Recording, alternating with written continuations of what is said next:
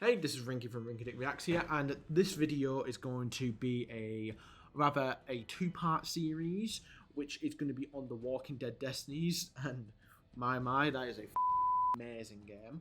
But this video is going to be in a 21:9 format, and I do apologise for anybody who doesn't have this wide-ass monitor, which the majority of you probably don't, because, you know, it's not really needed. You don't want one of these. But I'll explain why it's in this format, because of this stupid, dumbass game. And enjoy the video. The Walking Dead Destinies is a masterpiece, and here's why. Spoiler warning, if you haven't watched the show or played the game, then watch at your own volition.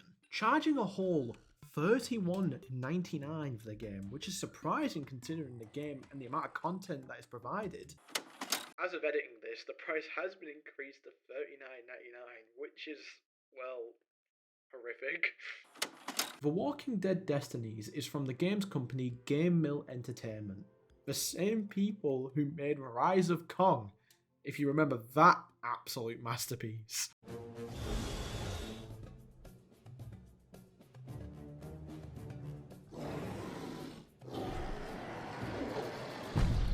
The Walking Dead Destinies is a game that essentially plays how the show and comics run with a little bit of differences. Those differences being the fact that certain characters are there, such as Andrea, Tyrese, and many others. You can choose different destinies in the game, such as the Rick and Shane fight from Season 2.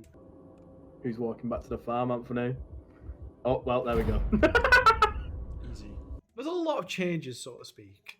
To start, there's already problems with the game, such as the fact you can't change graphic settings besides the film grain. Are you taking the piss? Is this it? This is it? Which is honestly so amazing. I love minimalism. You can't change the volume settings besides master volume, and you can't change the window size either. So my game was stuck at a 21:9 resolution, which I was not able to change whatsoever. I couldn't even go into windowed mode. With all this, you're not even given the luxury of using your mouse on menus. It's keyboard only, with the letter R being continue and the space bar to go back. You can't even quit the menu you opened with the escape key. Right. Oh my god, you don't have a mouse. Oh, that's so cancer. How the fuck do I apply?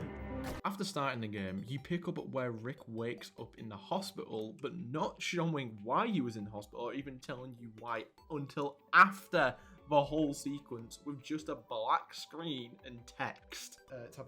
Wow. What a start. Oh, Elite.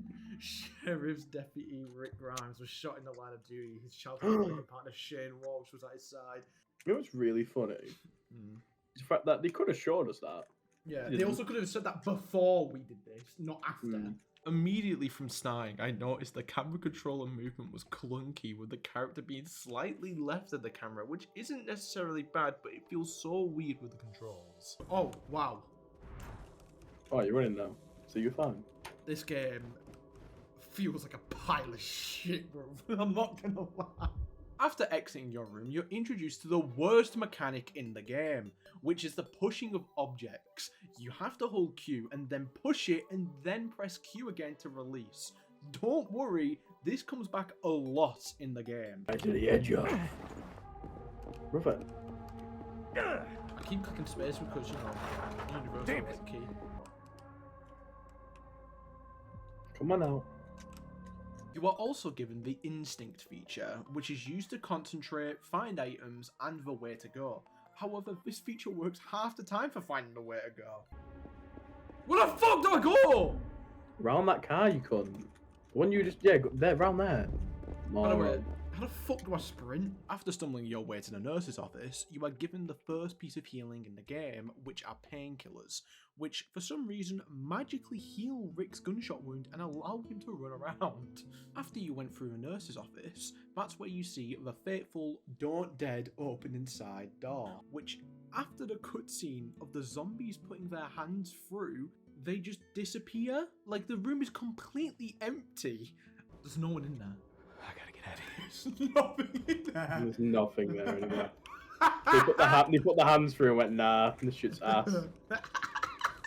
Also, they did Andrew Lincoln dirty in this game. He looks 4 and 30 at the same time. This is meant to be Ricky Dicky Doodah Grimes. I don't see it. After this, you see the first in-game zombies which are intended to sneak past, but you can just run past them, which makes the whole idea of stealth completely useless. And they intend on you hiding in this smoke, which is just there and never dissipates and appears to have no source. After advancing through the hospital, you then get told about the rolling mechanic. This stuns the zombies, however it uses all your stamina, so with no weapon you can't do anything after that besides then climb over a hospital bed. After exiting the hospital, you get shown one of the 3 animated scenes in the entire game, which is to make you sneak about to the exit. They intended for you to sneak through by throwing bottles to distract the zombies. This'll distract them. Don't mind if I do. Wow, that Don't distracted mind if I do. but you're still able to just run through them. Also, fun fact, every character does the same voice line for picking up things. Don't mind if I do. Don't mind if I do. Another day, another dollar. Another day, another dollar. Don't mind if I do. After finally escaping, you get to the best part of the game, the loading screen. I may have the game on a hard drive, but loading times are beyond what we could have expected. For it to load into a loading screen, then to load into the game. Holy shit, these loading times are insane. I do have it on a hard drive, I will say that, but fuck me. For a game that looks like a fucking PowerPoint presentation in single player. Holy shit, it's still loading! Oh, do you want to go get a cup of... Oh! Oh, I hear noise. You can unlock new screen. Oh, it loaded the actual loading screen, thank you. After the game takes about 6 years to load, you eventually get to the staple of the game, the cutting edge cutscenes, which are freeze frames showing segments, which is used for the entirety of the game. I can't stand this fucking face! After this, you meet Morgan, who saves you and informs you of clothes that are on a police cruiser just neatly put there. Oh, how convenient. Which, thankfully, the walkers didn't mess up as they're just respectful and such. After grabbing the clothes, Morgan disappears and is talking to you on a radio that just doesn't exist. I'm watching from the roof. Where's my radio? Yep, that was established. After that, I need to go I find don't. my family. Where is the radio? Then you were given a knife, which instantly kills walkers if snuck up on and stabbed in the head. However, it drains about 85% of your stamina, meaning that doing so in combat is ruining, as you can't attack and will be grabbed. I genuinely don't understand how, if you stab a walker inside the head, your entire body just ceases to exist, but you know. After picking up a baseball bat and fighting through zombies, you unlock the execution ability, which heals you and gives you invincibility during the animation. The combat boils down to hit, stab, run, and repeat. Once you cleared the area and obtained a vehicle to progress, the game tells you that you have the option of stealth or combat.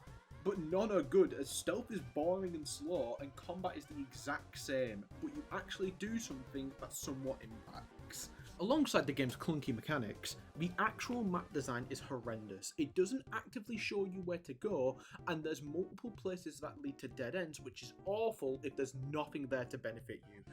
There are some times in the game where you can find things that give you skill points, which is nice, but when it's nothing, it's just soul draining. The push mechanic comes back to allow you to climb scaffolding just to fall into a bunch of walkers, which Dink perfectly predicted would happen. That you're gonna fall at the tank. And you're to get into the tank, which is just in a random alleyway. Besides that, getting through that amount would require dodging, which dodging takes up all your stamina, so you can only do it once and get grabbed. Which when you get grabbed and get low, you enter one of two states, panicked or wrathful. Panicked only allows dodging, whereas Wrathful only allows heavy attacks. So in this situation, dodging would be better, but I was given Wrathful. After getting to the tank, you then play as Glenn, but the game bugged and I was stuck with the Wrathful text on my screen just blocking parts, which is another reason why this game is an absolute masterpiece. What is that text on my screen? Oh, it's the Wrathful shit. It's not going. Get off me! I can't see what you're clicking! After I progressed, I pull up the skill menu screen where each character has their own buffs. Some having 2 trees on them. It's extremely limited on what you can upgrade, but it makes the game feel a bit better after doing them, especially the melees. Whilst Glenn alerts the walkers, Rick exits the tank only for it to just disappear. The game design is on another level. Oh wait, okay, they're all gone now. And there's no tank. No. After running to the ladder to get to the rooftop, this is when the first of many Destiny decisions appear between Merle and T-Dog. And at this point, this is where I decide to go off the rails and do everything that isn't part of the story. So I decided to pick to save Merle, which meant T-Dog was to be handcuffed to the rooftop and I had Merle for the rest of the game. Maybe I get choosing, bro. Do I want to stick with the actual story or do I want to change it a little bit? Bro, just pick the choices you'd pick. What would you do in this situation? After this, you then start as Shane and are given the second best melee in the game, the Fire Axe. This is when the game gets fun due to how good the axe is, but this is stripped away due to the game feeling like it was running at 24 frames per second whilst running at a nice 90, which made absolutely no sense. Holy shit! Motherfucker put that shit. Bro, he put that swaz on that! Jackpot! Also, the character portrait in the skill menu are some of the best seen in video game history.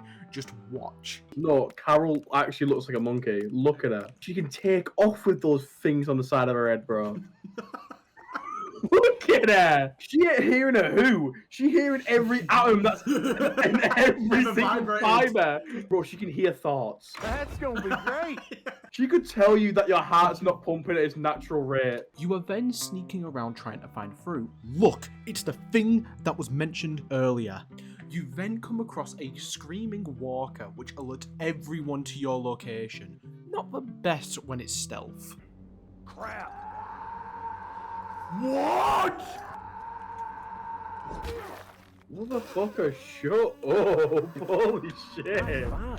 And with all of this going on, the game bugged and the mist started coming for me, and I didn't know what to do besides panic. What is going on? Are you recording? I'm now recording. What's going on?